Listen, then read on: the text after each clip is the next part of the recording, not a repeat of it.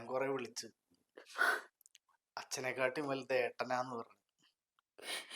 ഇന്നലെ കണ്ട ഏതോ ഒരുത്തൻ ആ പോലീസുകാരുടെ മുമ്പിൽ വെച്ചിട്ട് ഞാൻ കൈ പിടിച്ച് വലിച്ച് എന്റെ കൈ തട്ടി മാറ്റി.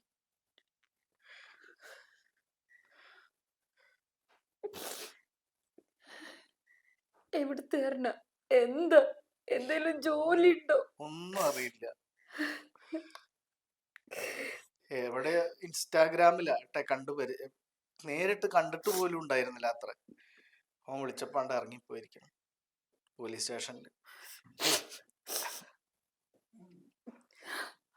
മക്കളേനെ കഷ്ടപ്പാട് അറിയിച്ച് വളർത്തണമെന്ന് പണ്ട് കാരണന്മാര് പറഞ്ഞു കേട്ടിട്ടുണ്ട്. നമ്മളെല്ലാ തന്തിയും തള്ളി എന്താ വിചാരിക്കുക? മക്കൾ ഒരു കഷ്ടപ്പാടും അറിയരുത്, ഒരു വിഷമം അറിയരുത്. നമ്മളെടുത്താ തെറ്റ്. നമ്മൾ കഷ്ടപ്പാട് അറിയിച്ച് വളർത്തിയില്ല. എങ്ങനെയാണ് അവർക്ക് ഭക്ഷണം കിട്ടുന്നത്? അച്ഛനും അമ്മ എങ്ങനെ ബുദ്ധിമുട്ടിയിട്ടാണ് അവരെ വളർത്തുന്നത് എന്നുള്ളത് മക്കളെ നമ്മൾ പഠിപ്പിച്ചില്ല. എന്നാലും അച്ഛനും തോറ്റ് അമ്മയും തോറ്റ്. എന്നാലും മക്കള് വിജയിച്ച് കണ്ടാ മതിയായിരുന്നു. നമ്മള് വേണ്ടെന്നുള്ള പറഞ്ഞില്ലേ?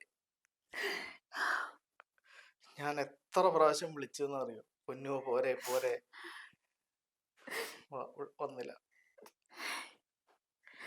ഇത്രയും വലിയൊരു ചതിയോളെ നമ്മളോട് ചെയ്തില്ല. എനിക്കത് ഇപ്പോഴത്തെ കുട്ടികളെ ഇപ്പോഴത്തെ ഓരോ നിമിഷത്തെ ആർഭാടത്തിനനുസരിച്ചിട്ട് ഇങ്ങനെ ജീവിക്കാനാ പഠിച്ചിട്ടുള്ളൂ. അല്ലാണ്ട് ജീവിതത്തിന് എങ്ങനെയാണ് കാണേണ്ടത് അതവർക്ക് അറിയില്ല. ജീവിതം എന്താണെന്ന് അറിയില്ല.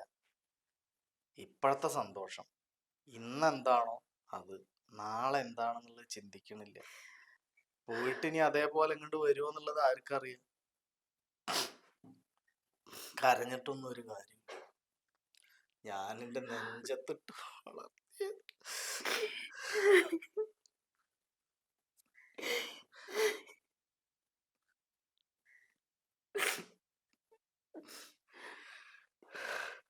അകത്തെ റൂമിൽ പോകുമ്പോ പോലും പേടിയാന്ന് പറഞ്ഞോളാം. ഇപ്പൊ കണ്ടോന്റെ കൂടെ വിശ്വസിച്ചു പോയി. പോയത് പോയി, പോട്ടെ. ജീവിതം പഠിക്കട്ടെ. അപ്പൊ മനസ്സിലാവും അച്ഛൻ എന്താ അമ്മ എന്താന്ന്. അവർക്കും മക്കളുണ്ടാവുമല്ലോ. മക്കളുണ്ടാവുമ്പോ ഓരോ മക്കളേനെ അവർ വളർത്തുമ്പോ അപ്പൊ മനസ്സിലാവും അച്ഛൻ എങ്ങനെയായിരുന്നു അമ്മ എങ്ങനെയായിരുന്നു മക്കളേനെ വളർത്തിയിരുന്നത്.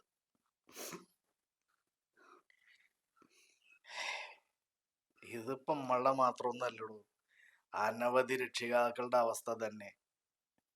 മക്കൾ ഇങ്ങനെ കണ്ട് കയറൂരി പോകും.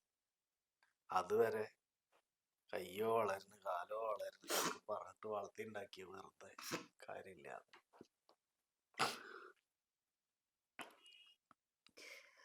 ഇന്നോൾക്ക് വേണ്ടിട്ട് കരയേണ്ട ആവശ്യം നമുക്കില്ല. അത് ശരിയാ. എന്നാലും പേറ്റ തള്ളടയും തന്തടയും മനസ്സ് അങ്ങനെ ആരുമില്ലല്ലോ. ഇന്നോൾക്ക് വേണ്ടിട്ട് കരയാൻ ഞാൻ ഉദ്ദേശിച്ചിട്ടില്ല. ഇന്നോൾക്ക് വേണ്ടി ഞാൻ കരയൂല. കാരണം ഓളെ നമ്മള് ചതിച്ചല്ലേ. ഇതൊക്കെ പറയും, പക്ഷെ മനസ്സിടയ്ക്ക് പതയ്ക്കും.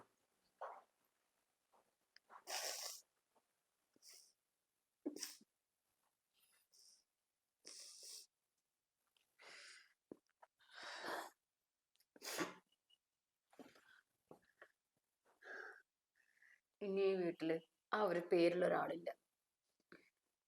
ഞാൻ അങ്ങനെ വിചാരിക്കാൻ പോവാ. നമ്മളിത് പറ്റി തെറ്റെന്താ അറിയോ? നമുക്കൊരു മോള് മതിയെന്ന് നമ്മൾ തീരുമാനിച്ചത്.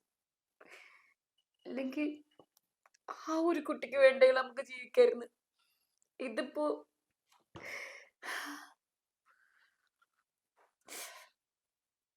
ആ ചിന്ത ഓൾക്ക് ഉണ്ടായില്ലല്ലോ.